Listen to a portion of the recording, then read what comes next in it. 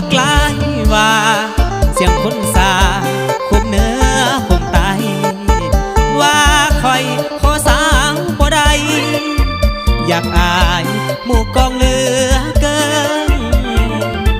เสียใจเต็มที่ก้มหน้านี้ตั้งแต่ก่อนคืนบ่อยู่ให้ฮอดมืออยากอายคนเขาเสียเบาใส่ขอลาพ่อแม่เก็บเอาแพ้กระเป๋าเสื้อผ้าอดกันไว้เด้อน้ำตามึงอย่าเฝ้าหลังออกลายผู้ว่าเจ้าขอ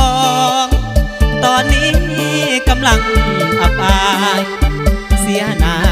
เท่าแก่สองฝ่ายจึงขอไปตายดับหน้าดีกว่าเปิดอัดลานายสาดเจ้าของมันจนสินสอดน้องสูงเหลือล้นคนจนจึงได้ถอนตัวขอลาก่อนเด้อไอ้ลาก่อนเด้อทุนหัวสาดนี้บ่ได้เป็นผัวกะย้อนบุญหัวอ้ายน้อยบ่จักกลายว่าเสียงคนสาดังเบิดหมู่บ้าน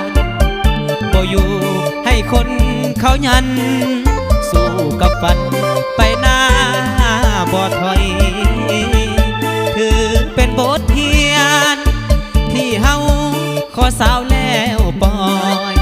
อกหักเจ็บขับแท้คอยย้อนเงินเฮาน้อยจึงบอกได้สาว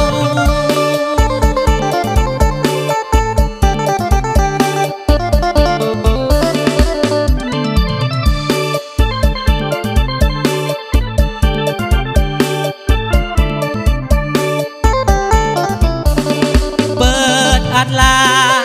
นายสาดเจ้าของมันจนสินสอดน้องสูงเหลือล้นคนจนจึงได้ถอนตัวขอลาก่อนเด้อไอ้ลาก่อนเด้อทุนหัวสาดนี้บ่ได้เป็นผัวกะย้อนบุญหัวอ้ายน้อยบ่จักกลายว่าเสียงคนสาดังเบิดหมู่บ้านบ่อยู่ให้คนเขายันสู้กับฟันไปหน้า